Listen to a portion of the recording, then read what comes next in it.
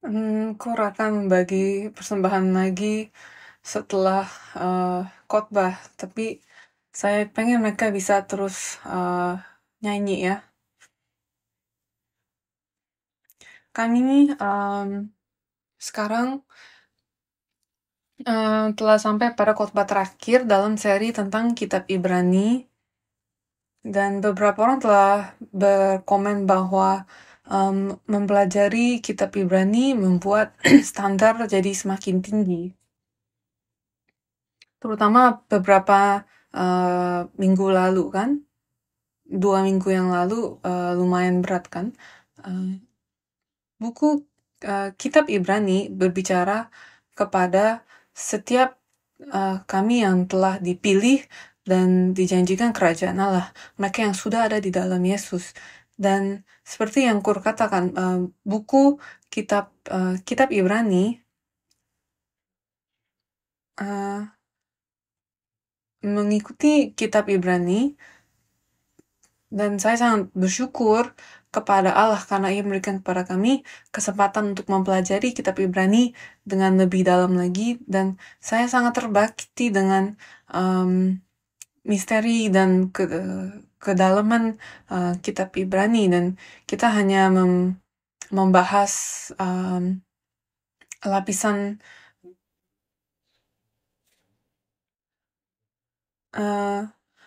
luar, tapi Kitab Ibrani memberitahukan kepada kami bahwa kita akan menikmati kerajaan surga dalam kehidupan iman kami di sini, di bumi. Dan kitab ini mengajarkan kepada kami bagaimana menjalankan suatu kehidupan yang manis di pandangan Allah. Dan dia memberikan dan penulis Kitab Ibrani memberikan kepada kita instruksi akan bagaimana kita dapat menjalankan kehidupan iman kami.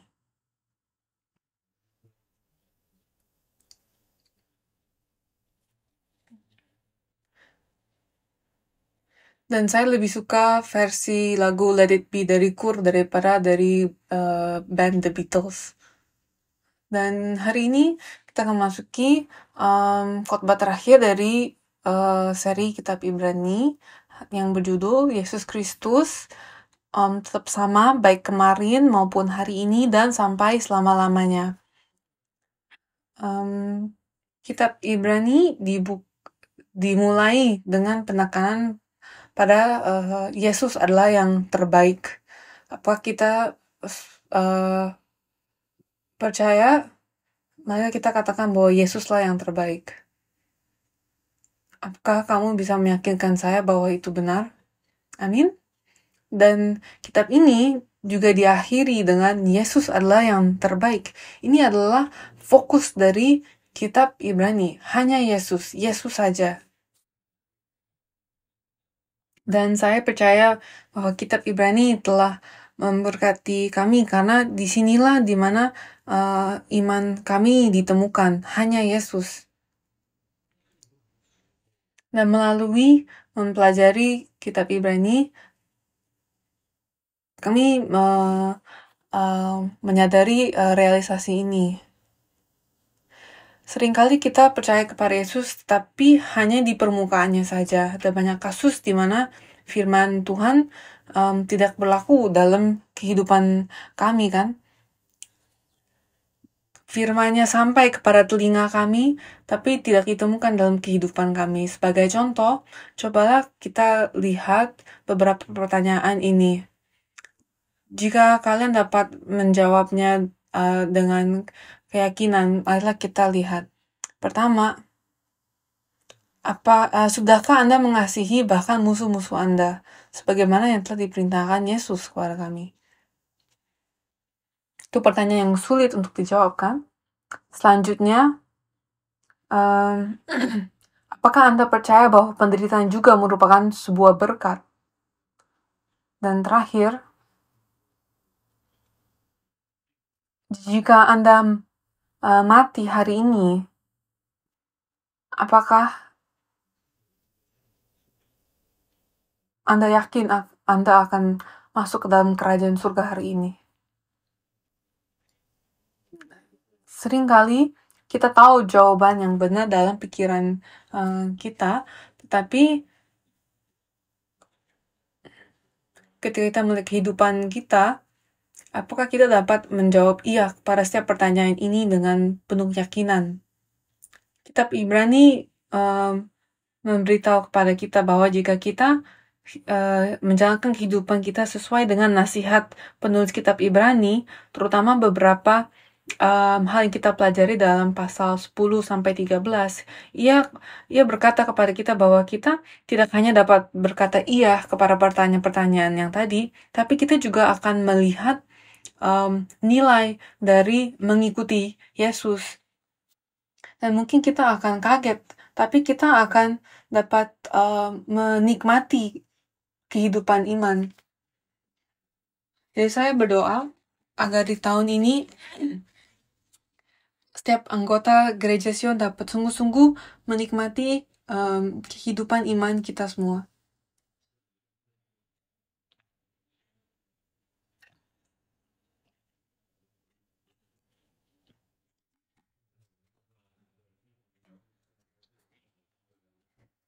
Jadi sekarang kita melihat apa yang sedang penulis kitab Ibrani mau sampaikan kepada setiap kami melalui kitab ini. Dan sekarang kita akan memikirkan, kita akan mengkaji kesimpulan penulis kitab Ibrani yang ia rangkum dalam 2-3 kalimat.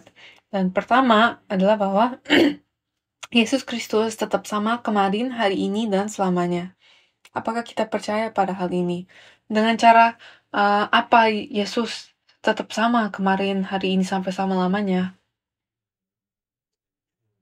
Dan kita berkata amin, kita berkata iya, tentu saja, karena kita telah mendengar ayat ini sangat sering kita sudah mendengarnya, kan? Jadi tentu saja, karena Yesus itu Allah, Yesus itu tidak ada akhirnya, jadi tentu saja dia sama. Tetapi pertanyaannya adalah apakah ia sama kepadamu kemarin, hari ini, dan sampai selama-lamanya? Seringkali kita kita jawab dengan mudah bahwa tentu saja Yesus sama, dan kita menerima itu dan lewat saja. Tetapi kita perlu memikirkan hal ini dengan saksama.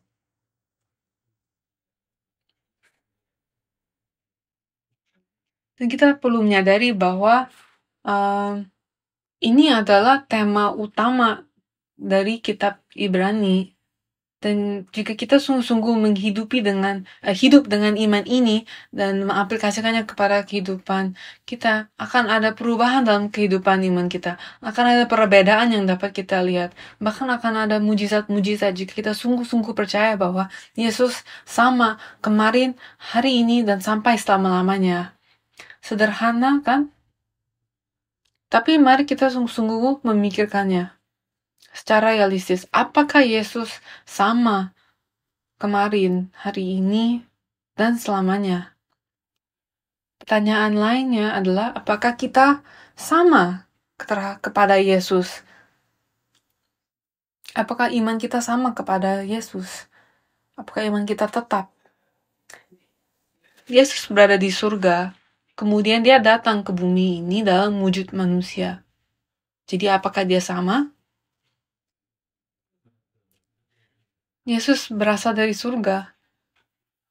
Ia di sana saat penciptaan, dan sekarang ia datang ke bumi dalam wujud manusia. Jadi apakah dia sama? Yesus mengambil rupa sebagai manusia di bumi ini. Ia menyembuhkan orang sakit, memberitakan Injil kerajaan surga, dan mati di kayu salib. Apakah dia sama? Dia dibangkitkan dan murid-muridnya bertemu dengan tubuh yang dibangkitkan, tetapi setelah itu dia naik ke surga. Jadi apakah dia sama? Dan sekarang dia berada di surga.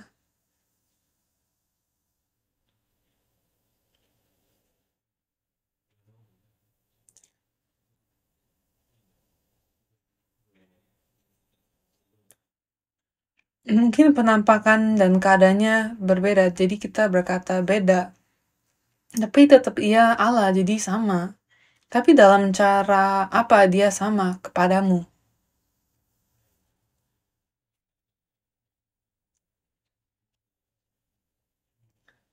Untuk para orang Yahudi saat itu, mereka yang membaca kitab ini saat itu, orang-orang Yahudi yang Kristen, mereka mengalami masa-masa penganiayaan yang tak terkatakan. Jika Yesus, mereka berkata, jika Yesus bersama mereka, mereka tidak usah, kita tidak perlu menghadapi penganiayaan ini. Jika Yesus tetap sama, mengapa ia membiarkan penganiayaan ini terjadi kepadaku? Jadi apa yang sedang dikatakan oleh penulis kitab Ibrani saat dia berkata bahwa Yesus tetap sama? Penulis kitab Ibrani berkata bahwa Yesus tetap sama kemarin, hari ini, dan selamanya, dan ia akan menyertai kita sampai selamanya. Dan ini adalah sesuatu yang kita tahu dan kita simpan dalam pikiran kita, tetapi sikap kita dalam kehidupan kita, perbedaannya bisa langit dan bumi.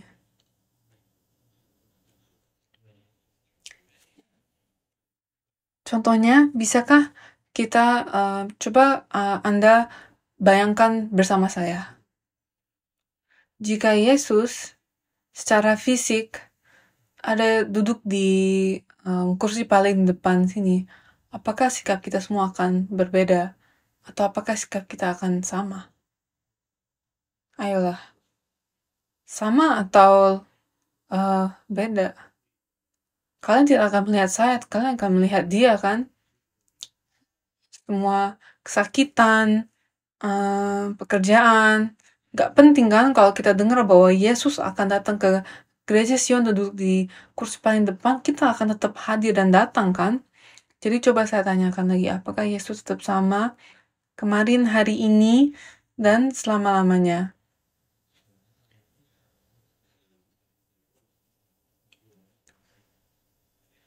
Apakah Yesus sama?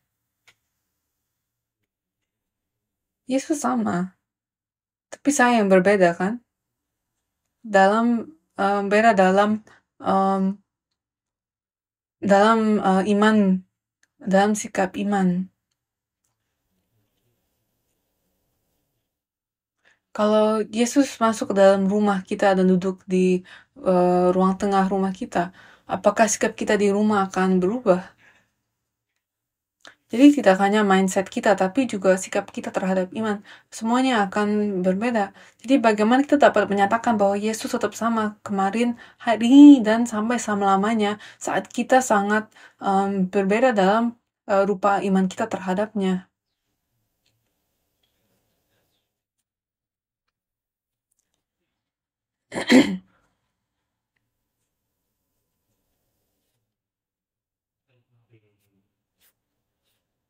Jadi uh,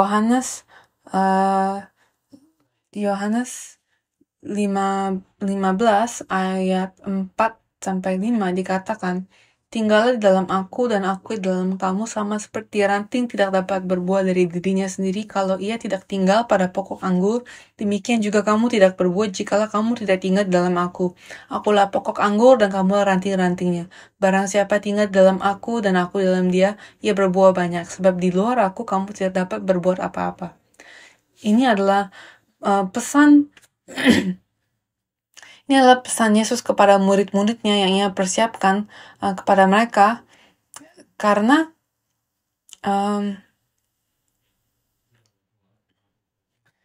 ketika Yesus masih berada di dunia ini, dia terus memberikan instruksi kepada murid-muridnya dan mempersiapkan mereka untuk saat dimana ia sudah kembali ke surga.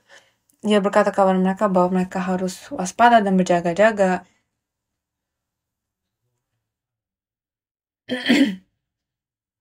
Dan murid-muridnya meninggalkan semua pekerjaan mereka untuk mengikuti Yesus kan.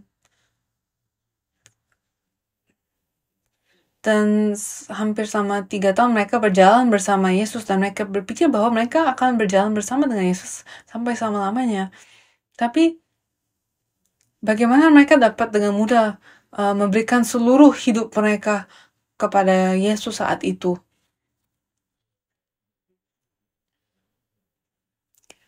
Padahal setiap harinya mereka tidak jelas kan di mana mereka dapat tidur, apa yang akan mereka makan. Yesus kan miskin. Yesus tidak berkata bahwa jika kamu ikuti saya, kamu akan menjadi kaya raya kan?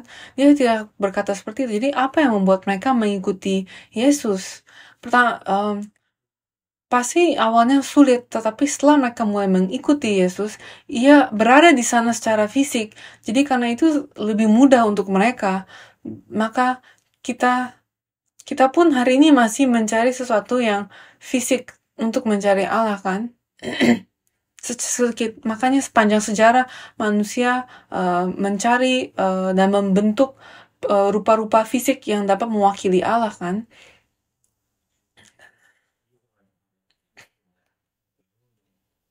Jadi saat itu murid-murid Yesus meskipun mengalami banyak penganiayaan, mereka tidak khawatir karena Yesus berada bersama mereka. Dan ketika tidak ada perahu, dia berjalan di atas air. Ketika tidak ada makanan, ia membuat banyak makanan sampai berbakul-bakul kan. Jadi tidak khawatir. Kita hanya perlu ikuti dia saja. Tidak ada kekhawatiran.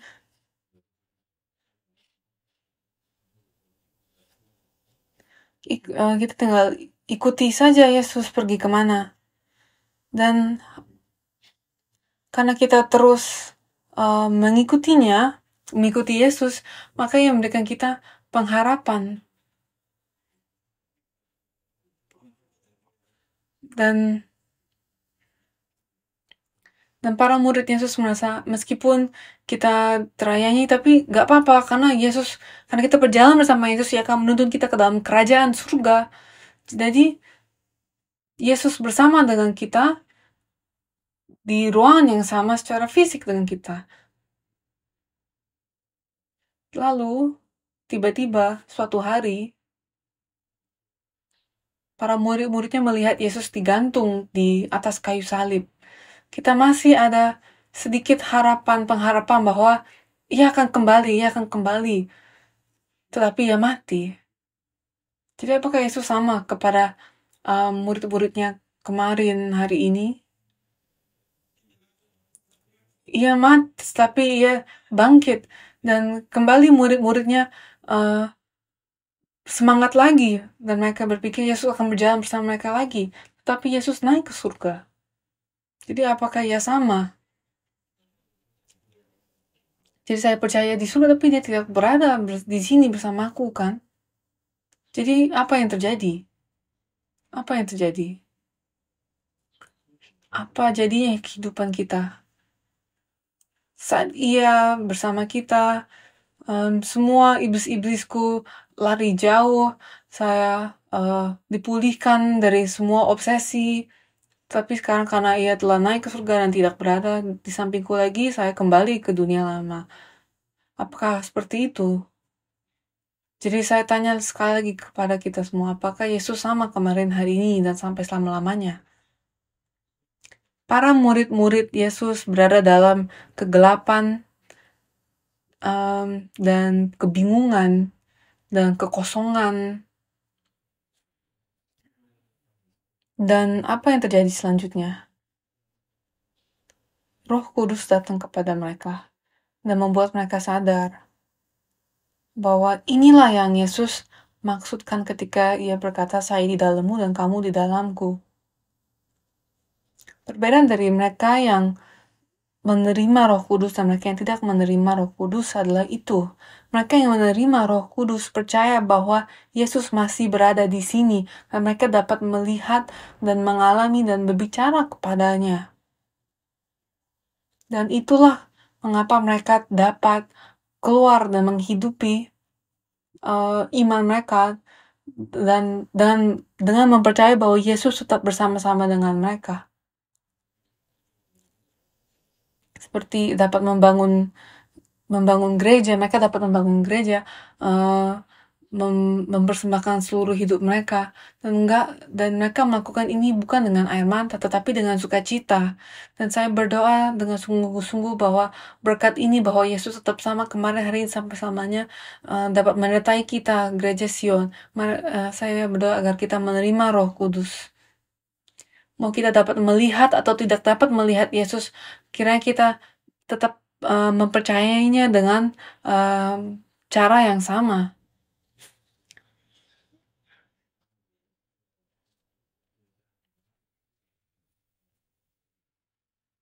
Yohanes 14 ayat 18 dikatakan, "Aku tidak akan meninggal kamu sebagai yatim piatu, aku datang kembali kepadamu."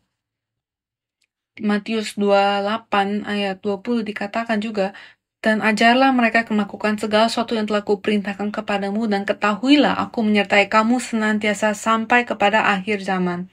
Marilah kita percaya hal ini. Allah kita, Bapa kita, Yesus kita, Ia berada bersama-sama dengan kita hari ini. Sampai kapan? Sampai selama-lamanya. Kemarin, hari ini, dan selama-lamanya. Marilah kita memperoleh kekuatan. Baru 2 minggu, 14 hari sejak tahun baru ini berjalan kan. Bagaimana tahun ini? Apakah hidup kita sama-sama aja kemarin hari ini? Atau apakah perasaannya iblis bekerja lebih keras dalam hidup kita? Iblis selalu bekerja keras kemarin dan hari ini, tapi tidak sampai selama-lamanya ya. Dan saya percaya bahwa Allah kita dan mereka yang berjalan bersama-sama dengan Allah kita, nggak peduli seberapa keras iblis itu bekerja, tapi kita akan menang. Amin. Pada awal tahun ini, semua nasihat yang ini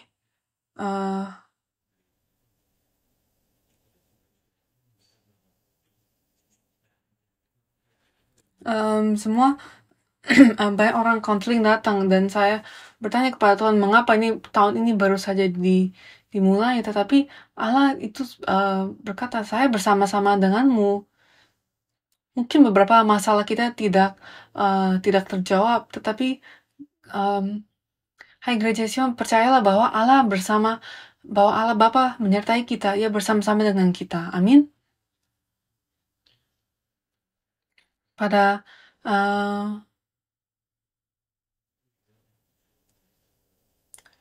minggu lalu saya mendengar bahwa adalah salah satu anggota gereja kami yang memiliki penyakit kanker, memiliki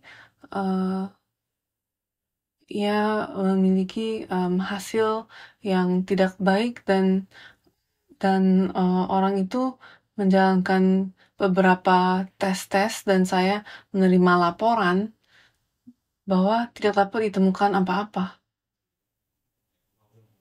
Dan mungkin kalian berkata itu suatu kebetulan, tapi saya berkata itu adalah kuasa Allah. Itulah kuasa doa. Kita tidak tahu apa yang akan terjadi hari esok, tetapi marilah kita percaya bahwa Allah menyertai setiap kami. Amin.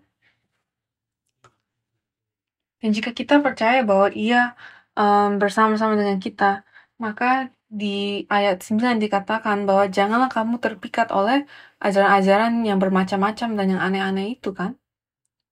Jadi ini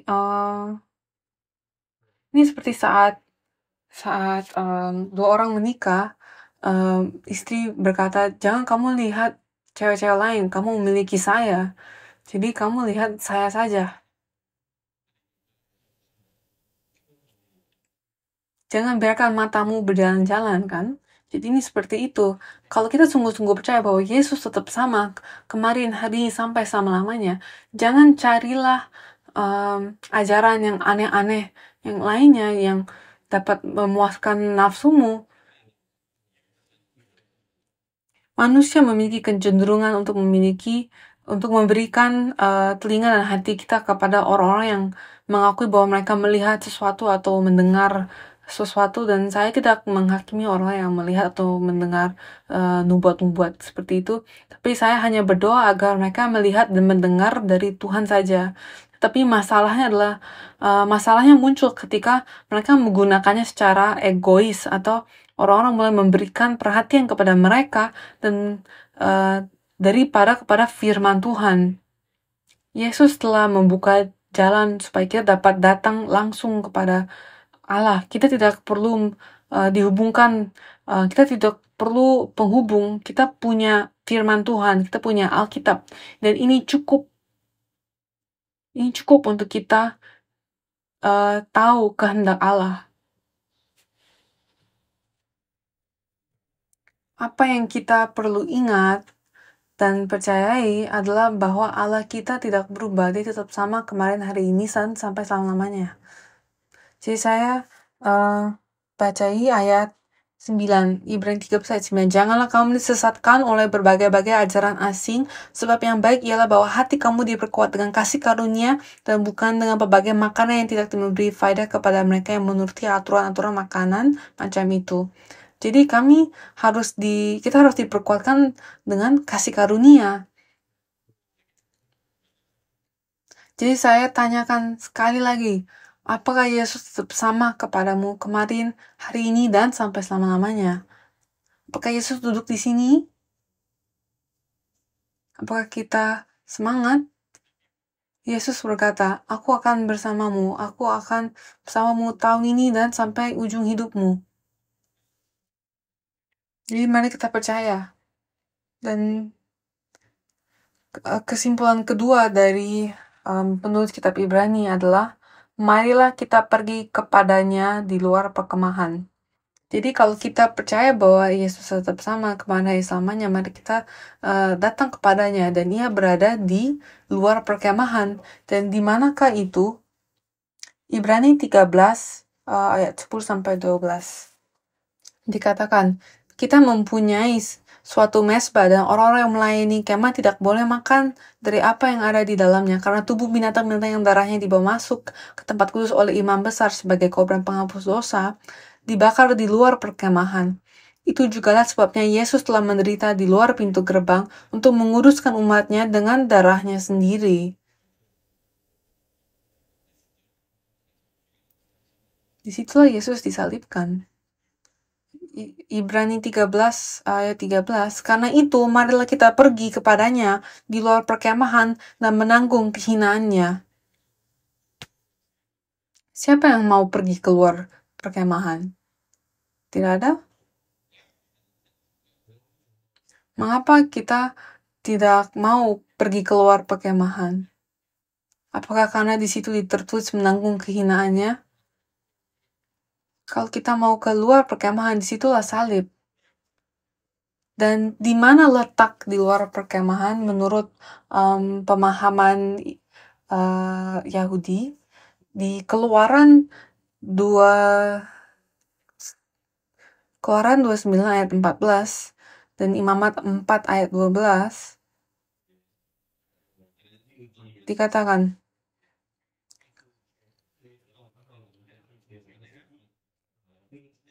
jadi lembu jantan itu seluruhnya harus dibawanya keluar perkemahan ke suatu tempat yang tahir, ke tempat pembuangan abu, dan lembu itu harus dibakarnya sampai habis di atas kayu api di tempat pembuangan abu. Dan Imamat 4 ayat 21 dikatakan, haruslah ia membawa lembu jantan itu keluar perkemahan, lalu membakarnya sampai habis seperti ia membakar habis lembu jantan yang pertama. Itulah korban penghapus dosa untuk jemaat. Jadi apa yang terjadi di luar perkemahan? Kita terbakar kan? Di luar sana, setelah persembahan diberikan dan semua sisa-sisanya abunya dibawa keluar perkemahan dan dibakar kan? Jadi seperti tempat pembuangan kan? Seperti tempat dimana kita membuang hal-hal yang kotor kan? Jadi apa yang sedang dikatakan penulis kitab Ibrani, di mana kita dapat berjumpa dengan Allah? Di luar perkemahan. Dan apa yang harus kita lakukan? Kita harus menjadi abu-abu. Semua dosa kami harus dibakar. Dan Rasul Paulus mengatakan dalam Kolose 1 ayat 24, sekarang aku bersukacita bahwa aku boleh menderita karena kamu dan menggenapkan dalam dagingku apa yang kurang pada penderitaan Kristus untuk tubuhnya, yaitu jemaat. Jadi apa yang kurang dalam penderitaan Kristus? Ia bersukacita dalam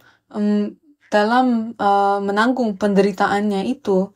Dan mungkin kita salah paham bahwa ada sesuatu yang Yesus tidak selesaikan sehingga kita harus menyelesaikan. Tapi bukan itu yang dimaksudkannya. Kekurangan dalam bahasa Yunani itu artinya adalah apa yang ada di belakang atau sesuatu yang dibutuhkan. Jadi ini berbicara soal penderitaan yang muncul dari mengikuti jejak Tuhan, penderitaan yang menyertai kesetiaan. Jadi Rasul Paulus bersukacita dalam penderitaan itu karena melalui penderitaannya itu ia berjumpa dengan Yesus. Jadi sekali lagi di luar perkemahan disitulah kayu salib. Jadi saya bertanya sekali lagi, siapa yang mau pergi keluar perkemahan?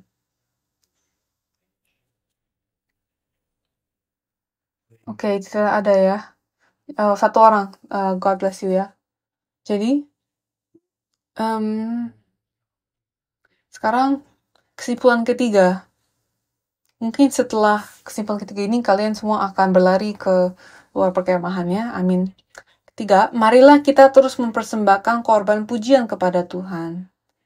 Apa hubungannya ini dengan poin sebelumnya? Ibrani 13 ayat 15. Sebab itu marilah kita oleh Dia senantiasa mempersembahkan korban syukur kepada Allah, yaitu ucapan bibir yang memuliakan namanya.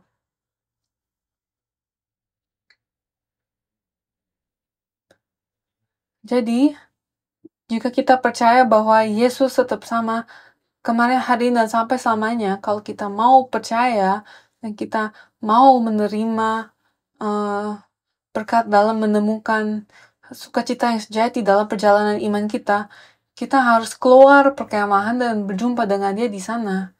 Dan Dia berkata kemudian bahwa melalui Dia, saat kita bertemu dengan Dia, dan kita harus terus-menerus mengangkat pujian, persembahan pujian kepadanya.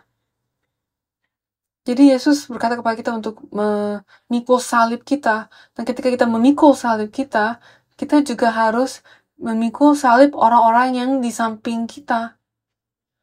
Dan ketika kita melakukan itu dan pergi keluar, korban itu menjadi korban persembahan pujian. Dan itu adalah buah bibir yang memuliakan namanya.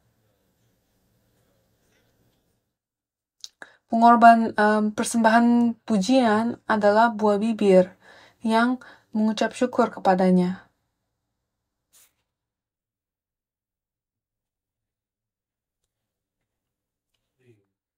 Korban pujian seperti apa yang harus ada di sana?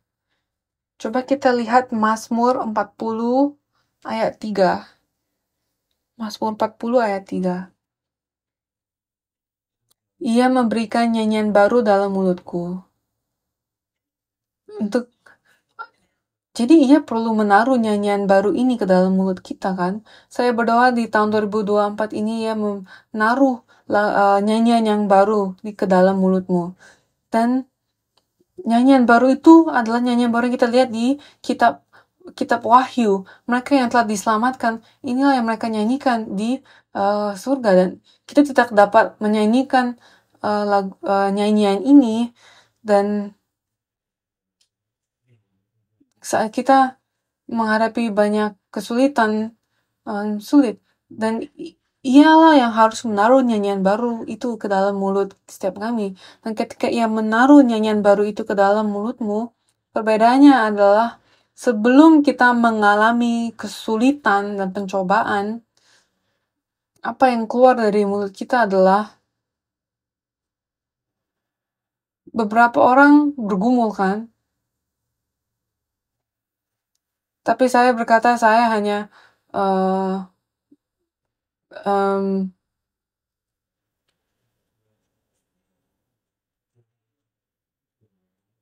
saat dia menaruh nyanyian baru ke dalam mulutku, saat kita mengalami hal yang kesulitan yang sama, kita akan mengucap syukur, akan ada sukacita, kita akan ada pengharapan, kita akan memiliki iman, kita akan percaya. Dan itu adalah pujian. Saya kiranya tahun 2024 ini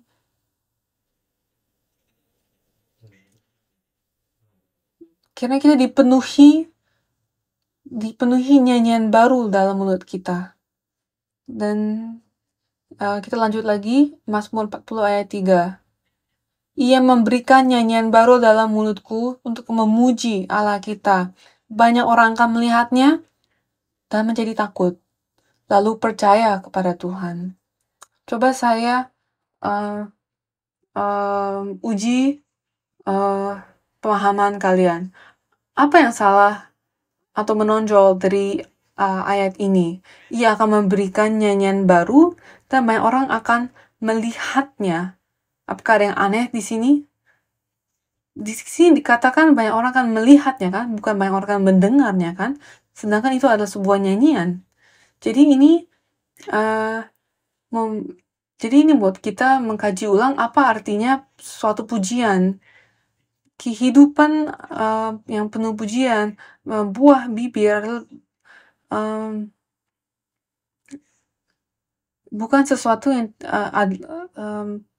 pujian yang sejati adalah sesuatu yang dapat kita lihat. Ini tunjukkan melalui kehidupan kita. Jadi ini yang membedakan apakah kita adalah pengikut Yesus yang sejati atau bukan.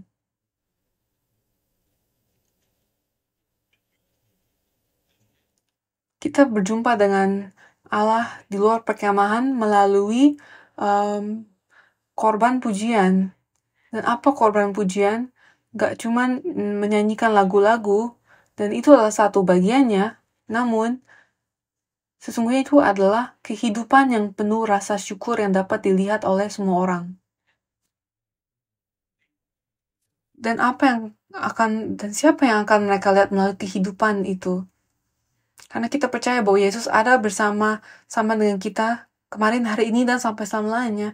Mereka akan melihat melaluimu kehadiran Yesus Kristus. Jadi saya tanyakan kepadamu sekarang, siapakah yang mau pergi keluar perkemahan? Amin. Dan dia berkata, aku akan bersama-sama denganmu. Jangan khawatir, mau ketemu salib atau apa, korban apa, jangan khawatir. Sekarang kesimpulan,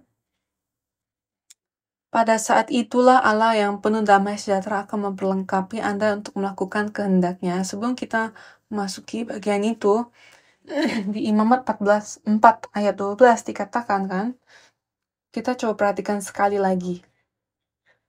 Tempat di luar perkemahan itu adalah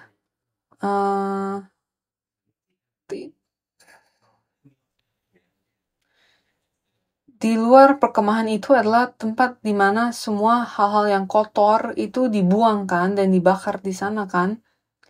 Apakah itu kotor atau bersih? Kotor kan, tetapi itu disebut sebagai tempat yang bersih. Saat kita keluar perkemahan, kita mengalami banyak penganiayaan, tapi itu disebut sebagai tempat yang bersih, tempat yang tahir. Itu tempat di mana dosa-dosamu akan dibersihkan. Itu tempat di mana semua masalahmu akan dibakar. Itu tempat yang tahir. Jadi marilah kita pergi ke tempat itu, keluar perkemahan itu, supaya semua dosa-dosa kotor kita dapat dibakar dan dibersihkan. Dan dia tutup dengan Ibrani 13 ayat 20 sampai 21. Maka Allah damai sejahtera yang oleh darah perjanjian yang kekal telah membawa kembali dari antara orang mati Gembala agung segala domba, yaitu Yesus Tuhan kita. kiranya memperlengkapi kamu dengan segala yang baik untuk melakukan kehendak-Nya dan mengerjakan di dalam kita apa yang berkenan kepadanya oleh Yesus Kristus. Bagi Dialah kemuliaan sampai selama-lamanya. Amin.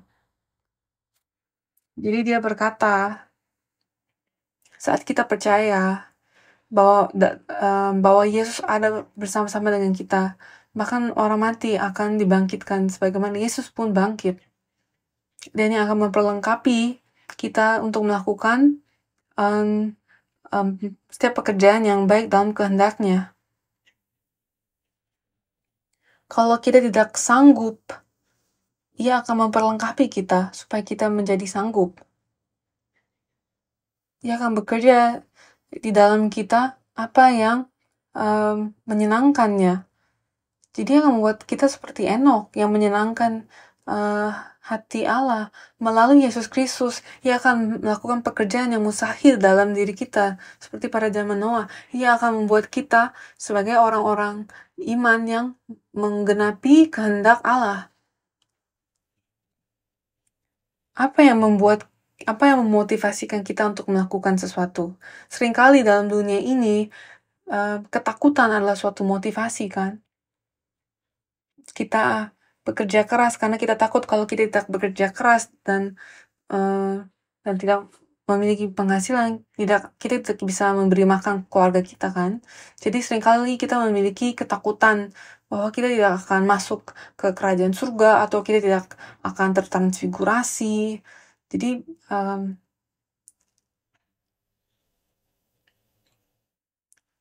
tapi nggak apa-apa.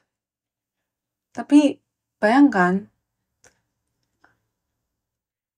motivasi lain apa yang mungkin? Apa perbedaan antara pekerjaan yang sama, yang satu dilakukan karena ketakutan, di dalam ketakutan, dan satu dilakukan tanpa ketakutan? Pekerjaan apa yang mau kita lakukan? Kehidupan iman seperti apa yang mau kita jalani?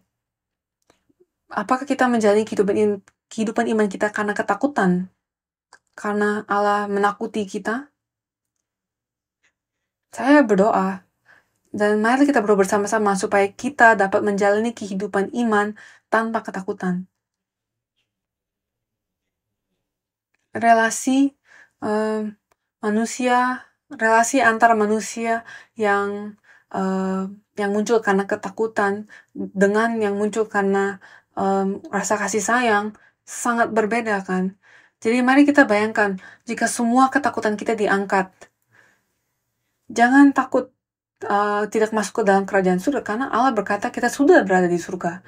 Jangan takut kalau suatu celaka menimpamu, karena Allah berkata, aku bersamamu. Mau kamu hidup atau mati, aku bersamamu. Aku akan mengurusimu. Dan saya bukan berkata bahwa kalian gak usah pergi kerja. Saya sedang berkata bahwa jika kita dapat melakukan pekerjaan Allah tanpa ketakutan, dan para murid-murid Kristus, mereka dipenuhi rasa ketakutan yang sangat besar, makanya mereka mengunci hidup pintu rumah mereka dengan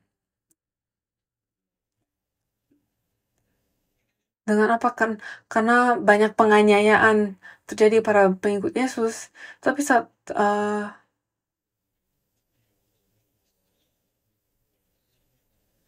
tetapi kemudian mereka melakukan pekerjaan Allah dengan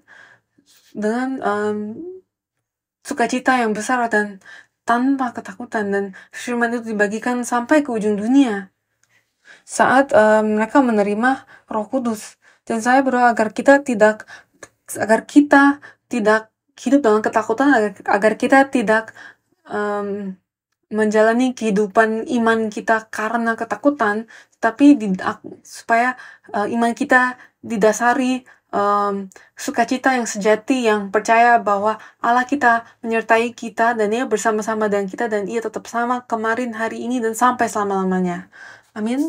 Marilah kita berdoa. Bapa, kami percaya bahwa Engkau bersama-sama dengan kami di sini. Sama seperti kemarin, sama dengan hari esok, dan sampai selama-lamanya. Kami berkata bahwa kami percaya pada Yesus. Tapi kami menaruh Yesus jauh di surga, di tempat yang tidak terlihat. Dan kita memiliki iman yang berjarak jauh, dan Bapa ampunilah kami akan itu. Bantulah kami sekarang untuk memiliki perjalanan yang dekat denganmu. Bantulah kami untuk kiranya kehidupan iman kita yang mau kita jalani ini dapat penuh sukacita, meskipun akan banyak sekali pencobaan dan kesulitan. Bantulah kami untuk menemukan sukacita dan rasa aman dengan menemukan bahwa Engkau adalah bersama-sama dengan kami. Bapak, bantulah kami untuk pergi keluar perkemahan, dan bantulah kami untuk melakukan pekerjaan itu, untuk menaikkan doa itu, dan dapat berjumpa denganmu di sana. Dan kiranya kami dapat menemukan korban-korban pujian di sana. Bapak, kiranya Gereja Sion dan kehidupan setiap anggota jemaat di sini dapat dipenuhi ucapan syukur supaya seluruh dunia dapat melihatnya. Dalam nama Tuhan Yesus kami menaikkan doa ini dengan penuh syukur. Amin.